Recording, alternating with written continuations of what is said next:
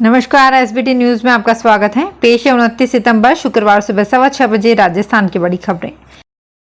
प्रधानमंत्री नरेंद्र मोदी की 2 अक्टूबर को चित्तौड़गढ़ लोकसभा के सांवलिया जी में जनसभा करेंगे। इस विशाल जनसभा के साथ ही प्रधानमंत्री नरेंद्र मोदी संसदीय क्षेत्र चित्तौड़गढ़ में railway, Dabok airport, NHAI, petroleum, पर्यटन सर्किट आदि केंद्रीय मंत्रालयों से जुड़ी करोड़ों रुपए की विभिन्न परियोजनाओं का लोकार्पण और शिलान्यास भी करेंगे। भाजपा प्रदेश अध्यक्ष CP जोशी और नेता प्रतिपक्ष राजेंद्र राठौड़ ने गुरुवार को सभा स्थल का निरीक्षण किया और तैयारियों को लेकर कार्यकर्ताओं की बैठक ली और आवश्यक दिशा निर्देश दिए। राजस्थान में विधानसभा चुनाव को लेकर भाजपा ने कमर कस ली है। जयपुर में केंद्रीय गृह मंत्री अमित शाह, भाजपा के राष्ट्रीय अध्यक्ष JP नड्डा और राष्ट्रीय संगठन महामंत्री BL संतोष ने बुधवार को आगामी विधानसभा चुनाव से जुड़ी सभी परिस्थितियों, उम्मीदवारों और स्थितियों से लेकर समीकरणों में वर्तमान हालातों को लेकर चर्चा की। ऐसे में अब कयास लगाए जा रहे हैं कि भाजपा उम्मीदवारों के नाम की पहली लिस्ट कभी भी जारी हो सकती है। बैठक में निर्धारित A, B, C, D category की सीटों पर चर्चा हुई। हालांकि पैनल पर बात प्रदेश प्रभारी, सह प्रभारियों, चुनाव प्रभारी के साथ ही हुई। वहीं माना जा रहा है कि सबसे पहले पार्टी लगातार 3 चुनावों से हारी हुई D वर्ग की सीटों के उम्मीदवारों की सूची कर सकती है। पार्टी का मानना है कि इससे कमजोर सीट पर प्रत्याशी को पूरे क्षेत्र में चुनाव प्रचार करने का अधिक मौका मिल सकेगा। केंद्रीय जल शक्ति मंत्री गजेंद्र सिंह शेखावत ने उनके विधानसभा चुनाव लड़ने की चर्चाओं को खारिज कर दिया। भाजपा की बैठक के बाद मीडिया से बातचीत में जब शेखावत से पूछा गया कि आपको मुख्यमंत्री अशोक गहलोत के खिलाफ चुनाव लड़वाने की चर्चाएं चल रही है, इस पर उन्होंने कहा कि पार्टी का निर्णय तो पार्टी जाने, कौन चुनाव लड़ेगा ये पार्टी संसदीय बोर्ड तय करेगा, लेकिन फिलहाल इस पर कोई चर्चा नहीं हुई। शेखावत ने कहा कि बैठक में राजस्थान में आगामी चुनाव संबंधी विचार हुआ, सारी परिस्थितियों और क्षेत्रों पर चर्चा हुई।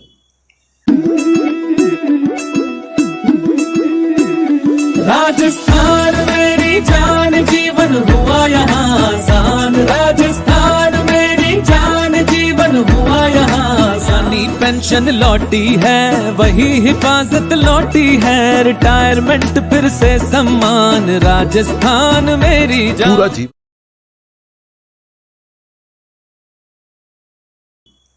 माध्यमिक शिक्षा निदेशालय ने राजस्थान कर्मचारी चयन बोर्ड से चयनित 413 शारीरिक शिक्षकों के पदस्थापन को हरी झंडी दे दी है। निदेशालय ने चयनित कुल 4300 अभ्यर्थियों को जिले आवंटित कर काउंसलिंग कराने के निर्देश दिए थे। इनमें से कई अभ्यर्थियों की डिग्रियां अन्य राज्यों की होने के कारण पदस्थापन नहीं हो पाई थी।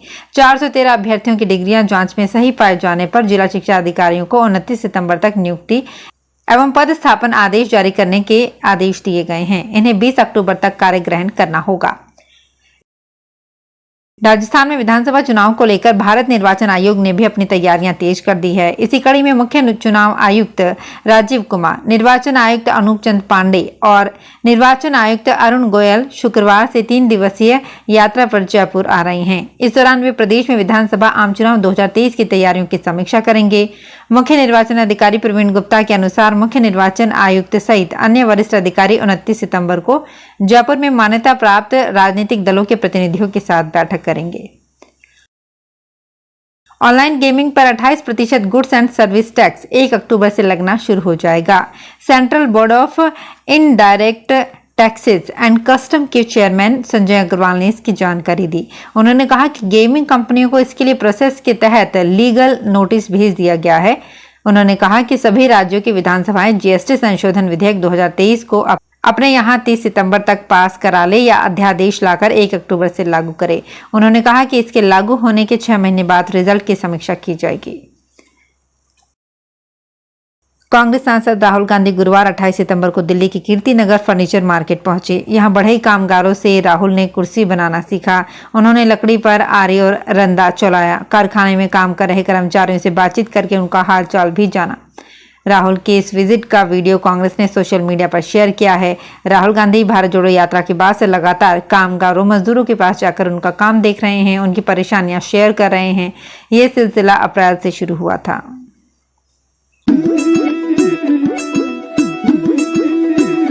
राजस्थान मेरी जान, जीवन हुआ यहाँ आसान। राजस्थान मेरी जान, जीवन हुआ यहाँ आसान। पेंशन लौटी है, वही हिफाजत लौटी है, रिटायरमेंट फिर से सम्मान। राजस्थान मेरी जान।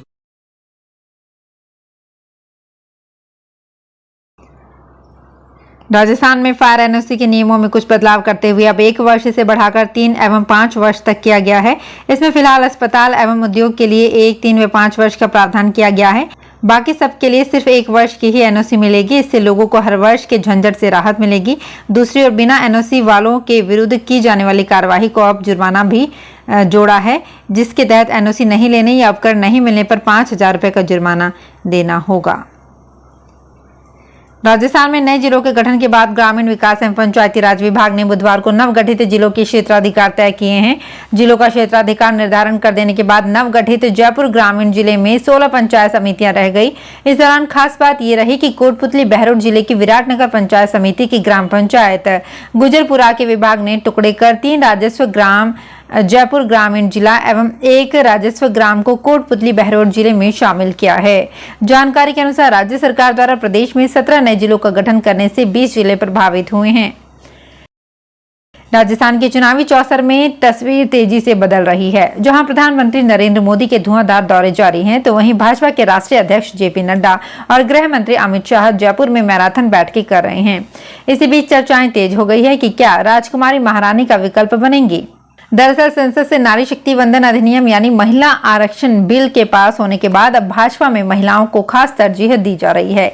इसकी बानगी प्रधानमंत्री नरेंद्र मोदी के जयपुर दौरे के दौरान भी देखने को मिली थी, जब उनके कार्यक्रम की पूरी बागडोर महिलाओं के हाथ में थी। और सबसे खास ये रहा कि पीएम मोदी की सभा का मंच संचालन सांसद दिया कुमारी ने किया।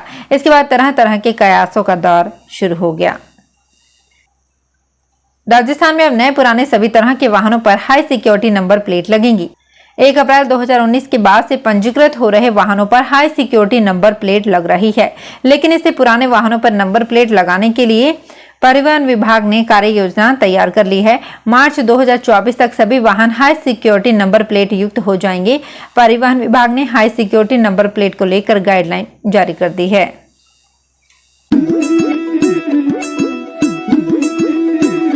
राजस्थान मेरी जान जीवन हुआ यहाँ आसान। राजस्थान मेरी जान जीवन हुआ यहाँ आसान। पेंशन लौटी है वही हिफाजत लौटी है, रिटायरमेंट फिर से सम्मान। राजस्थान मेरी जान। पूरा जीवन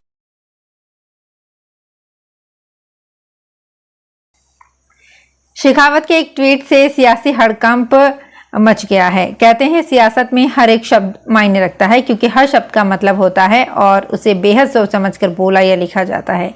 एक ऐसा ही शब्द रिजेक्टेबल चर्चाओं में है, जिसका अर्थ होता है अस्वीकार करने योग्य। राजस्थान की पूर्व मुख्यमंत्री वसुंधरा राजे के बेहद करीबी माने जाने वाले राजपाल सिंह शेखावत ने अपने ट्विटर अकाउंट से तकरीबन 12 बजे ट्वीट करते हुए लिखा कि रिजेक्टेबल। उनके इस ट्वीट के बाद तरह तरह की चर्चाओं का दौर शुरू हो गया। कोई इसे मौजूदा सियासी घटनाक्रम से जोड़कर देख रहा है, तो कोई इसे गैर राजनीतिक ट्वीट बता रहा है। हालांकि बाद में शेखावत ने इस ट्वीट को डिलीट कर दिया। अमेरिका, ऑस्ट्रेलिया और जर्मनी की तर्ज पर देश का पहला रेलवे टेस्ट ट्रैक उत्तर पश्चिम रेलवे के जोधपुर के नावा स्टेशन में बनेगा। रिसर्च एंड स्टैंडर्ड ऑर्गेनाइजेशन की ओर से विकसित किए जा रहे ट्रैक जोधपुर मंडल के नावा रेलवे स्टेशन के पास गुढ़ा ठठाणा मीठड़ी के बीच बनाया जा रहा है। 819 करोड़ 90 लाख रुपए की लागत से करीब 60 किलोमीटर लंबा ये डेडिकेटेड टेस्ट ट्रैक दिसंबर 2024 तक तैयार होने की संभावना है। रेलवे अधिकारी के अनुसार इस ट्रैक परियोजना के पूरा होने के साथ भारत ऐसा पहला देश होगा जिसके पास रोलिंग स्टॉक के लिए अंतर्राष्ट्रीय मानकों की व्यापक परीक्षण सुविधाएं होंगी। कृषि आदानों, खाद, बीज एवं कीटनाशक की गुणवत्ता से छेड़छाड़ करना आदान विक्रेताओं को भारी पड़ सकता है, क्योंकि रबी सीजन में किसानों को गुणवत्तापूर्ण एवं सूचित रेट पर कृषि आदान उपलब्ध कराने के लिए भरतपुर कृषि विभाग की ओर से अभियान शुरू किया गया है, जिसके तहत उर्वरक विक्रेताओं की दुकानों से लेकर गोदाम तक की जांच की जा रही है। जांच के दौरान यदि किसी प्रकार की कमी निकली तो FIR दर्ज कराने तक की कार्यवाही की जाएगी। यह अभियान 14 अक्टूबर तक चलेगा। सिरोही के रेवदर उपखंड में सर्वाधिक तथा साल में 2 बार मूंगफली की बुआई कर बंपर पैदावार ली जाती है, लेकिन उसे निकालने में मजदूरी पर भारी खर्च आता है। मजदूरी पर अधिक खर्च बचाने में समीपवर्ती बांट के काश्तकार ओबाराम कल्बी खेत में उपयोगी कई कृषि यंत्रों के मामलों में आत्मनिर्भर बनने के प्रयासों में जुटे हैं। मूंगफली निकालने का एक डीजल यंत्र उन्होंने बनाया है जो मूंगफली की तैयार फसल को निकालने का काम कर रही है। ये डीजल भूमि से पैदावार निकाल रही है। बुआई के समय बीज व खाद समान मात्रा में खेत में डालने के यंत्र पहले ही बना चुके हैं जो पानी का भी छिड़काव करते हैं। उबाराम ने बताया कि गाँव में जल स्तर की स्थिति अच्छी है।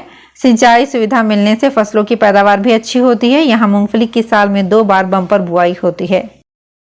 तो फिलहाल इस बुलेटिन में इतना ही। फिर हाजिर होंगे कुछ और बड़ी खबरों के साथ।